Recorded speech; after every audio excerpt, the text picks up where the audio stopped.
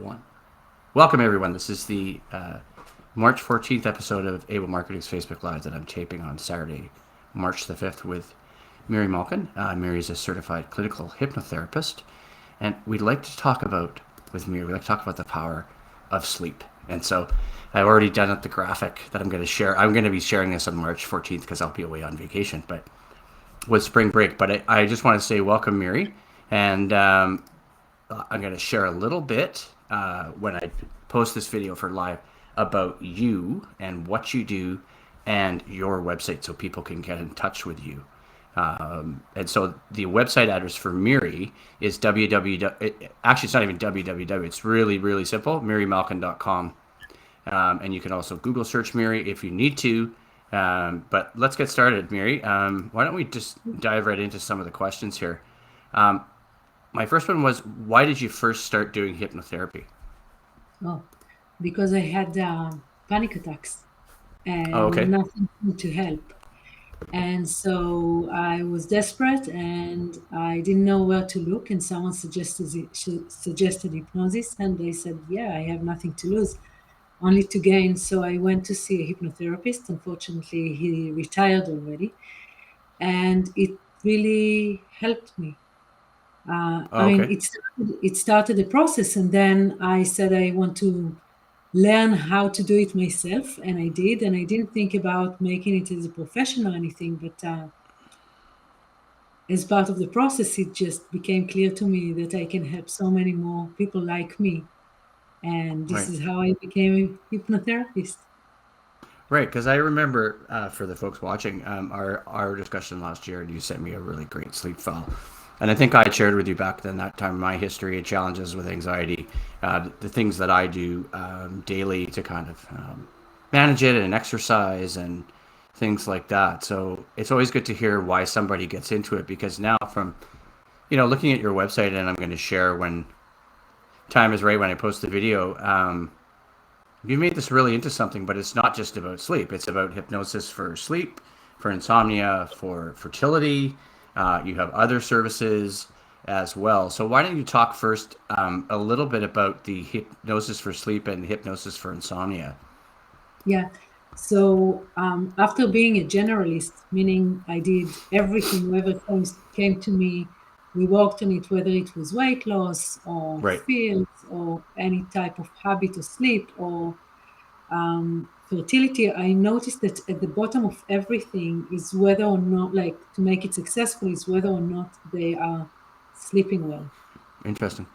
And I worked with quite a bit of high performance, like performing Okay. people, and with top athletes. And again, the sleep issue came over and over again. Yeah. And so I said, I need to learn more about it. I need to know more about sleep and how I can help people sleep better. So, sleep is a byproduct, right? They want to improve their life. There are Right. not many people interested in sleeping better, but they want to have better life.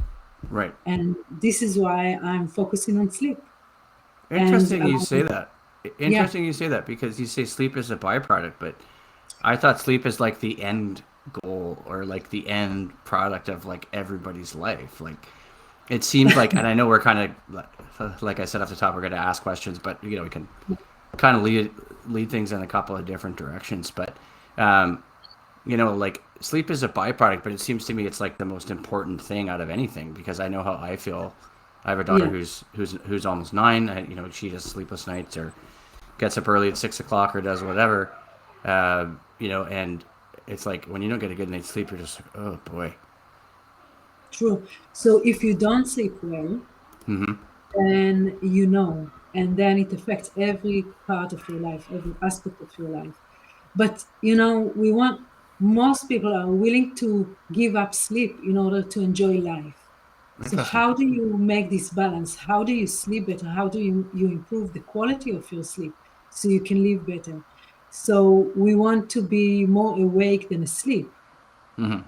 but still sleep is an essential and important part of our life. We can't live without sleep. Right. So how Right. we can improve sleep in order to improve life, Right. basically. Right. And I Yeah, go ahead. When I was just gonna say, like I asked you about why you start hypnotherapy, but um, one of my questions was like, what? How does sleep become your superpower? Because you've talked about that a lot, right? And so, I know people in our group, for those that don't know, is a Wednesday networking group that you and I have participated in with a guy by the name of Marshall Stern, who was a guest of ours a while back. It's Yeah. called, and the group is called Connect and Collaborate, just for those of you who don't know. And we talked about varying things in that group and being small business owners and being, high performance athletes, or being, I don't know if I want to say type A personalities, but just, just really like highly productive, highly driven professionals, people who are doing some pretty serious stuff with their life. And, you know, how does sleep become your superpower? Because to me, if you get good restful sleep, then you can do a lot, right? Yeah. Yeah.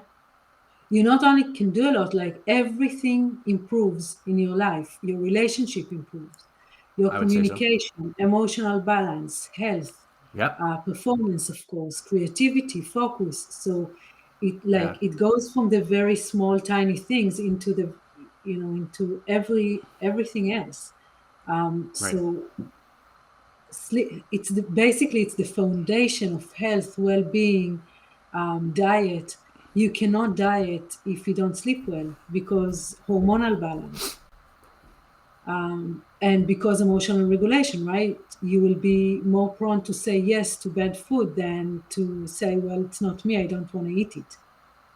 I know that's the case for me. I'd eat more junk food if I don't sleep well. Yeah. No, Yeah, like, I know I'm about me, honestly, like right? Like, it's just like I get up early with my daughter or do something, and something else goes on, and you're like, oh, I only have like so much time for a meal, or, I eat junk food because I'm hungry or whatever, right? And then you're just like, I got to eat something. So whatever you buy, absolutely. potato chips, all that kind of stuff. So it's interesting you say that. Um, One of the things that I thought was really interesting too is that you help folks with fertility. So there's hypnosis for fertility and hypnosis for childbirth, and anybody who's ever had challenges in their own relationship or marriage, like I had. My wife and I went through IVF to have our daughter, and just, receiving an unexplained fertility diagnosis. Can you share a little bit more about that side of it too? Because I have a personal connection to it because I've experienced it, but for other folks out there who may or may not, and it's a little more personal question than sleep, but I think it's still very valuable that you share that piece with people. Yeah, so fertility as well, we see that more and more people are getting the diagnosis of unexplained infertility. And Right. what do we do with that? There is no explanation. There is no, like, besides IVF, IUI, all of those Yep. approaches, there is not much to do. And so, based on studies, we see that if we have harmonious mind-body connection, there are better chances to conceive. Interesting. But there are so many emotions coming up when you get, or someone get, the diagnosis of unexplained infertility. What about self-worth and confidence? And what are you doing when you're being invited to a baby shower or to Oh yeah, family gathering that's a and bad one. everyone is asking what's going on? When are you going to have Well, a child? that's yep, yep, yep. And it also has to do with sleep again. Interesting. You sleep well, everything is working better, physically, for male, It applies to everything. Is testosterone it? levels went up. Sorry. It applies to everything. It's amazing when you have a good night's sleep and when you don't. Like, Yeah. I mean, when you think Yeah. about all the stuff that sleep is supposed to do, right? Like rest, recovery. Um, all the technical terms. I'm trying to think of them all, but I know we've talked about it before with in one of our Connect and Collaborates. We talked about going outside during the day and getting daylight and what that does. And it's been challenging the last few months. Maybe not today because we're getting to March. It's almost the equinox. It's like 12 hours of daylight. There's like Yeah. some good chunks of sunshine today, right? So it's then you get it, and going forward into the spring you get it, but in the winter you don't. So I always found that really interesting about when you mention those suggestions to try and help sleep, right? Yeah. Like, we think about sleep as something that comes automatically, as if it's Yeah. on and off process. You either No. sleep or you're awake. But it's not like this. It's a like physiological process to fall into sleep. It takes Right. time. Like we need slower brain waves, and the temperature, the core temperature, needs to drop down, and the environment need to be quieter, and like it's a process to fall asleep, and we get very frustrated when it doesn't happen, and then many people develop sleep anxiety where they start thinking about how they are not going to sleep That's strange. from the moment they wake up That's right. because yeah. So just knowing that it's That's really possible. difficult because it's like you can't sleep, so you get anxious about sleep, and then you don't sleep. Exactly. Yeah. That's brutal. That's just like that's so debilitating almost, right? It's like, well, how am I going to sleep? When I'm anxious about it. It leads well to my next question too, because when you're working with a new client, how do you normally get started? Like that's one thing I've always wanted to ask you, because we sort of talked about some of the reasons for people coming. We've talked about people get sleep anxiety. So when do people typically approach you, or like what are you looking for when you start with a new client? Usually people approach me after they tried everything they thought they Right. can. So they went to the family physician and they took some sleep medication, and maybe they tried acupuncture or naturopathic doctor, or maybe they did some massage, and but they don't know what's happening. Maybe they even did some meditations and listening to Right. music or using white noise machine, but still they don't sleep. And so they come to me and they're quite desperate at this point. They, Interesting. they need sleep. They Right. need sleep in order to function. And so I see many people sitting either over Zoom, which I tend to do a lot those days, or even Yeah, here we in don't Vancouver. really have a choice with COVID. It's not like you could see people in Exactly. person, right? So Yeah, which is also an opportunity because then I can work with people abroad and I can work with yeah, people it, more. it does have it does have its advantages, right? I mean, Yeah.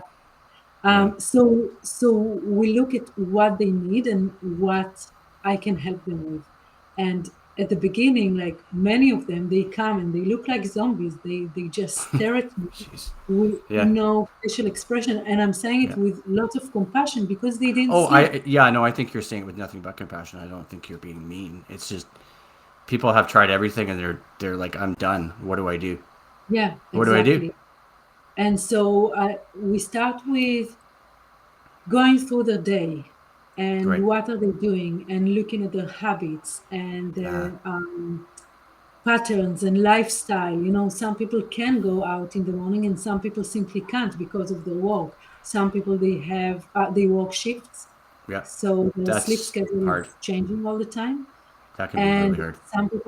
some people can fall asleep really quickly, but they wake up after 4 hours. And so we look at those nuances, and this is what we do at the beginning, at the very beginning. And then we are looking at how we can tweak it.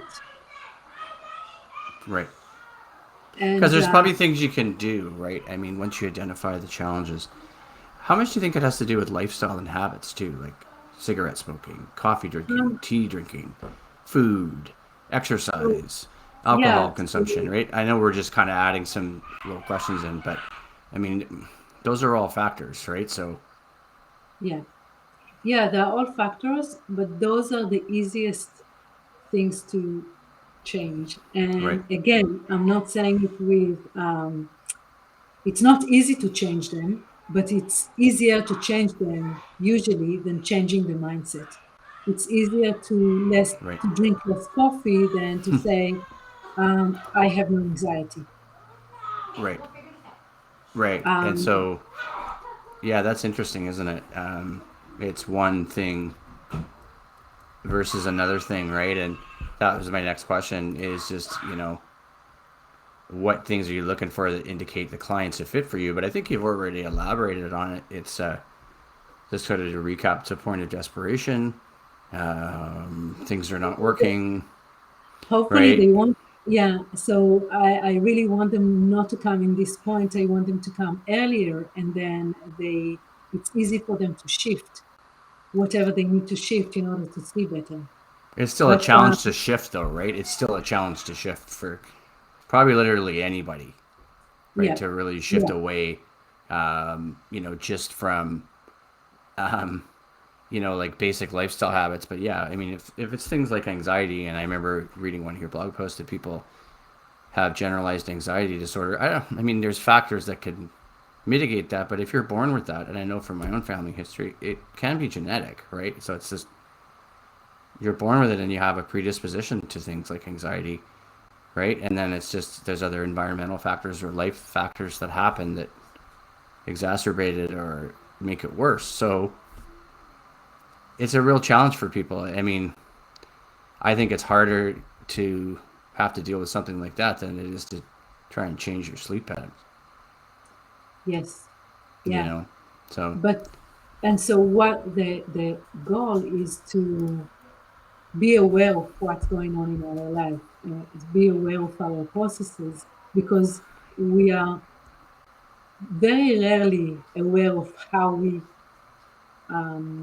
of our programs, of how we behave, of our right, automatic approaches and behaviors. And so just bringing in this awareness, it's essential for success. right. But also understanding how we operate and what triggers us.